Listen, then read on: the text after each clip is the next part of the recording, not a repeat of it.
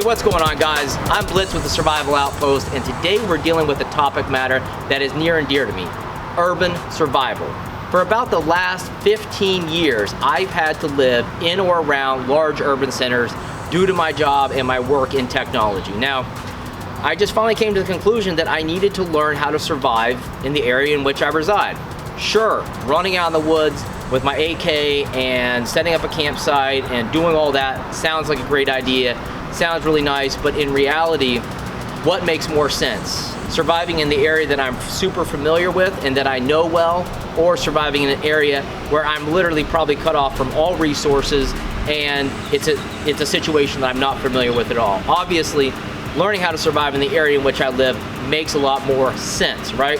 So for me, that's how I'm looking at it, and probably that's the case for a lot of other people, because I was checking out some stats recently, and by 2016, 2 years ago, over 60% of the world's population lived in or around large urban areas, right? So that's over half of the entire world population. That's pretty big. God only knows what it is now in 2018. Projected is by 2030 that 1 in 3 inhabitants on this planet will live in a city of more than 1 million people. So that migration from the rural areas into the large urban centers, urbanization, is not stopping anytime soon. I hate to tell you guys that. If anything, it's increasing in scope. So learning how to survive in these areas in a post shit hit the fan, maybe grid down type of environment is going to be critical for your survival and the security and safety of the people who depend upon you, right? So what we're getting into today is alternate forms of travel. Obviously, getting around in this type of environment can be multi-dimensional with multiple threats everywhere. You're gonna wanna stay off the main roads, you're gonna wanna stay off the highways, and you're gonna wanna figure out different ways to travel that maintain a low profile, that give you cover and concealment. So that's the topic matter that we're diving in today. Stay tuned, and we're gonna go ahead and get into it.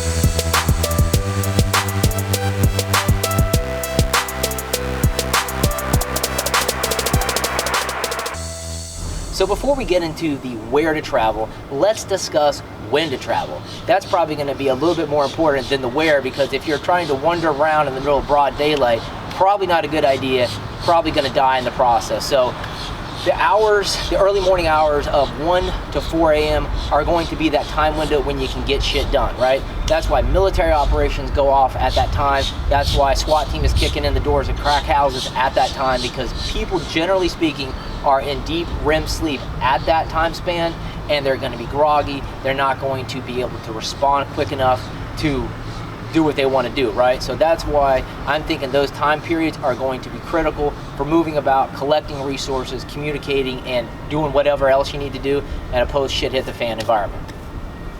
So any modern city has a system to drain off floodwaters and things of that nature and excess rain, so the city doesn't get like flooded out completely, right? And Jacksonville is no exception to the rule. There's tons of large creeks like this right here. This is Hogan's Creek. If you're ever in the area, you can check it out, look on a map, and you can see what I'm talking about. But this creek is super wide and pretty deep, up to 8 feet in some areas, depending on how much rain we've had. So this is a quick way you could drop a kayak in here, a raft, some sort of small inflatable, and quickly move about the city. Like literally, you can move from the St. John's all the way through urban core off to the other side of the city without ever being detected from the surface level. And that's what's critical about using these drainage ditches and canals to your advantage, because always they are going to be below ground level. So that's just a huge advantage. Now, when I was living back in Knoxville, they didn't have these large creeks, but what they had are just man-made canals, right? Or drainage ditches per se. So they were pretty narrow. You could fit about 2 people abreast in those. And depending on the time of year, they were usually completely dried out. So you could just, jump in them like so and walk for miles without ever being seen from the surface. Now, you want to take it to the next level? That's cool. You can be a freaking Ninja Turtle and crawl down into the sewer systems. But for somebody like me with claustrophobia, it's really not tops on my agenda. But you can do it. I imagine access would probably be a little bit difficult and limited, and then you would really have to know your way around to know where to go and where you would pop out at. So that's kind of something that you could explore, and if you want to get into that, go for it. I'm going to try to stay on the surface as much as possible. So all that being said, drainage ditches, canal systems, great way to get around, stay below the surface, and get what you need done. So let's go ahead and move on to our next option. So alleyways, like what you see behind me, are a great way to get around and keep that low profile. But there's a few things that you want to keep in mind. First of all, you're not going to want to just diddy bop down the middle of the alleyway like that, right? Here I am, big profile, go ahead and freaking shoot me. You're going to want to stay close to either side of the alleyway, reducing that human profile and that silhouette.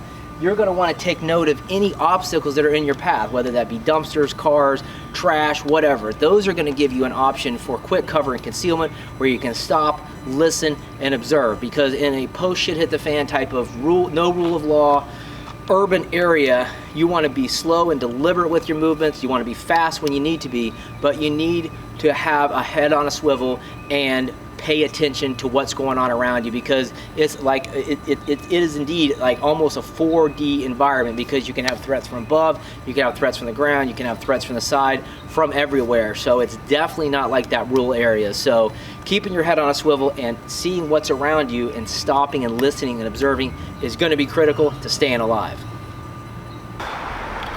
Train tracks and rail lines like what you see here are another great alternative form of travel in that post shit hit the fan type of urban environment.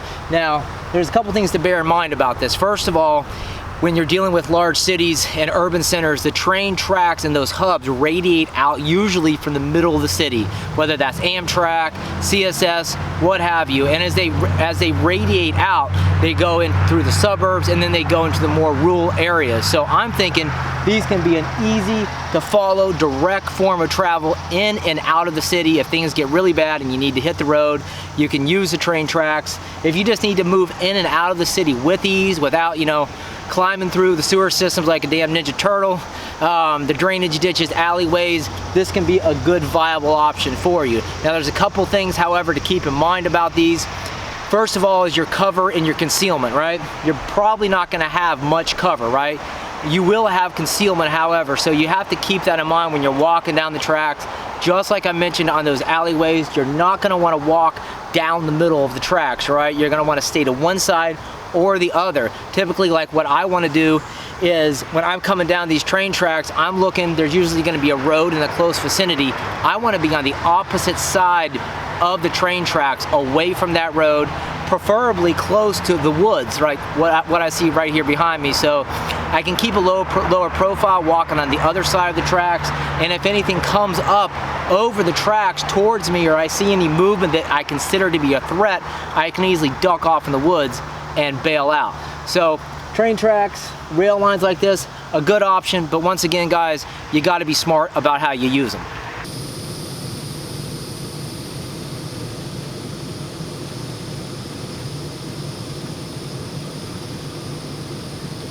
So unless you're living in the concrete jungles of LA or New York City, wooded areas like this in and around the city are easy to find, and they're pretty much everywhere. Now, obviously, you duck in here, you're gonna have a lot of concealment, and you're gonna have a lot of options available for you for cutting through these woods and using them as an alternate form of travel and getting around. However, like anything else, there's obviously security considerations in mind, because you're not the only person thinking of cutting through the woods or even using them as a shelter site. Homeless people are gonna be found in these woods, and especially in Florida, homeless camps are literally everywhere. So I advise you not to make your own path. Don't come through here bushwhacking. Try to find animal trails or pre-existing paths and use them, okay? You kind of want to come through here and leave no trace. You have an option to travel through here, you know your way, but nobody knows that you've actually been through this space. So keeping your security in mind on any of these alternate forms of travel and getting around is absolutely paramount, because like I said, you're not the only person thinking of getting through here, cutting through here, using this as a shelter site, or whatever.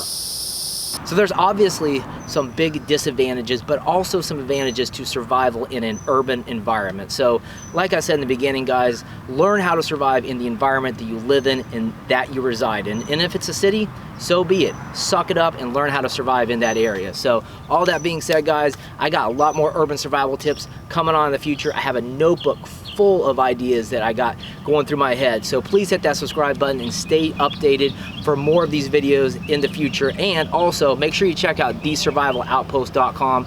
We have a wide range of tactical gear, survival equipment that you're just not gonna find at those local big box tactical websites. So make sure you do that, and thanks for watching. I'll talk to you guys later. Peace.